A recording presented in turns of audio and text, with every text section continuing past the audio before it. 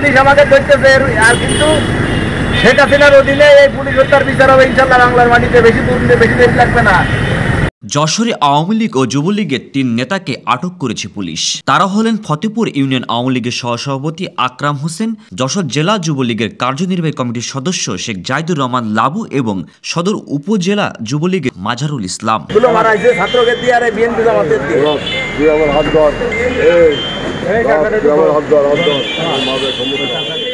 বৃহস্পতিবার রাতে লাবু ও মাজারুলকে নিজ বাড়ি এবং আকরাম হোসেনকে শুক্রবার বেলা ১১টায় ফতেপুর বাবলাতলা মোড় থেকে আটক করা হয়।